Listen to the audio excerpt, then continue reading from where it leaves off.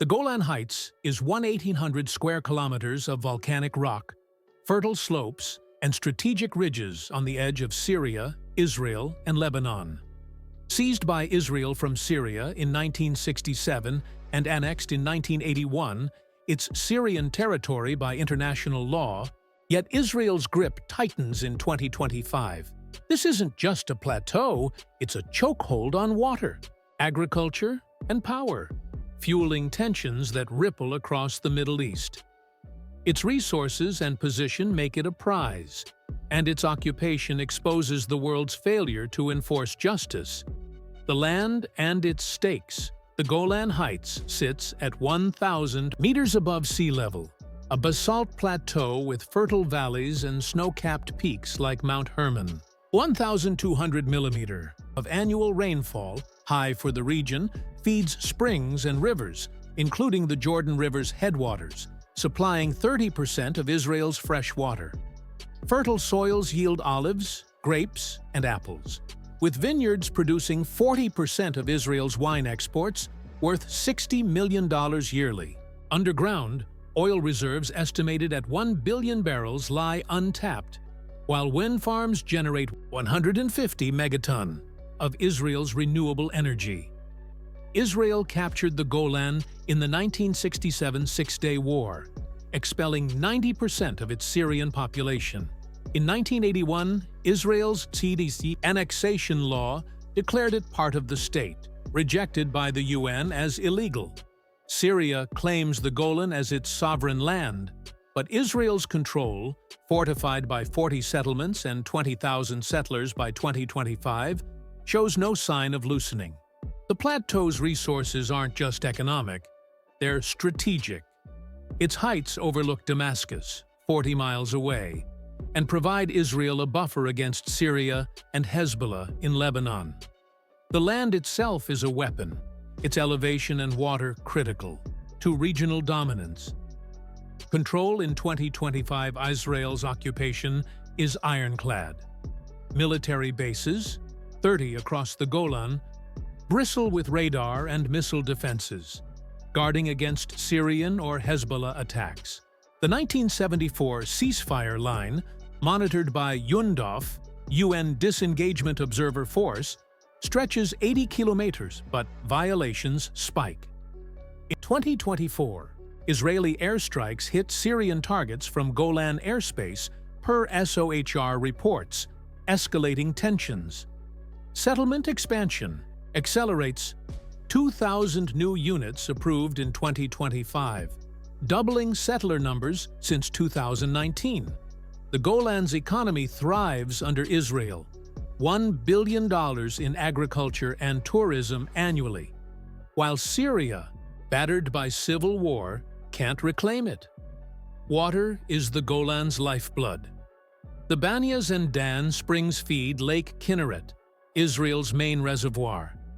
Israel pumps 400 million cubic meters yearly, half for settlements, leaving Syrian villages downstream parched. Agriculture dominates.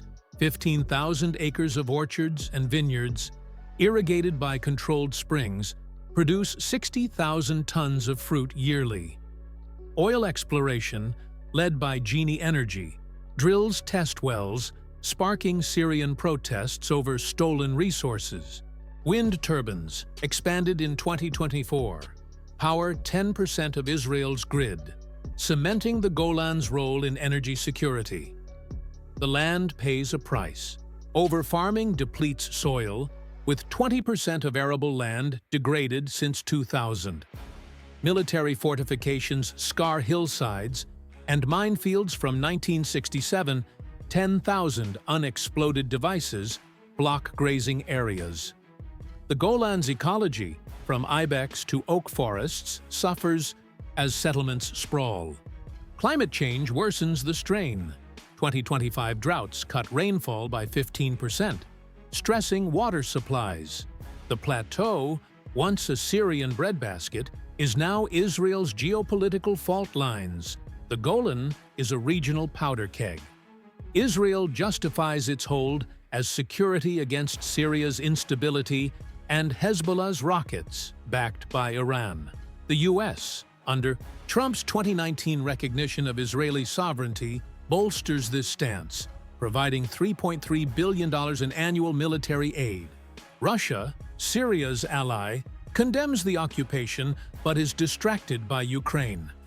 The UN, with Resolution 497, 1981, declaring annexation null, lacks enforcement power. Arab states, like the UAE, normalize ties with Israel, sidelining the Golan's status. Resources drive the silence. The Golan's water secures Israel's survival in a parched region, while its apples and wines fuel exports to Europe. Oil prospects, though undeveloped, draw U.S. firms, tying the Golan to global energy markets. Syria, crippled by sanctions and war, generates $200 million in GDP compared to Israel's $500 billion, leaving it voiceless. Iran's support for Hezbollah keeps the Golan tense. 2025 saw 50 rocket attacks from Lebanon, per IDF data, met with Israeli counterstrikes. The UNDOF mission, 1,000 peacekeepers strong, is overstretched. In 2024, shelling near Quneitra killed 2 UN soldiers, per UN reports. Israel's settlement push, $500 million budgeted for 2025, defies international law. Yet EU trade with Golan products, $100 million yearly, undercuts criticism. The Golan's strategic heights, water, and wealth make it untouchable, exposing global hypocrisy on territorial integrity. The land's tipping point in 2025, the Golan teeters. Syria's government, rebuilding post-Assad, demands the Golan's return, backed by Russia and Iran. Skirmishes along the ceasefire line, 30 in 2024, per SOHR, threaten escalation. Israel's military drills, involving 10,000 troops in 2025, signal readiness for war. Settlements grow, with Katsrin's population hitting 9,000, squeezing Druze villages like Maidal Shams. Water disputes intensify. Israel diverts 70% of Banya's flow, leaving Syrian farmers with 10% of pre-1967 levels. The land itself is strained. Overuse of aquifers risks salinization, with 25% of wells contaminated by 2025. Deforestation for settlements has cleared 15% of oak groves since 1990. Military zones disrupt wildlife.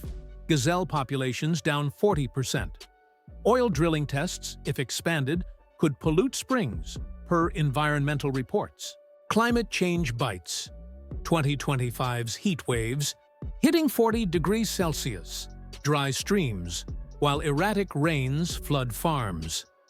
The Golan's fertility, once a regional asset, is eroding under occupation's weight. The plateau's potential is vast, but locked. Its water could irrigate Syria and Jordan, easing regional shortages. Its soils could double crop yields with sustainable farming. Wind and solar, 1,500 sun-hours yearly, could make it a renewable hub. But occupation buries these futures. A full-scale war, if Hezbollah escalates, could engulf Lebanon and Syria. A frozen status quo entrenches Israel's control, erasing Syrian claims. The Golan, a strategic linchpin, waits for resolution.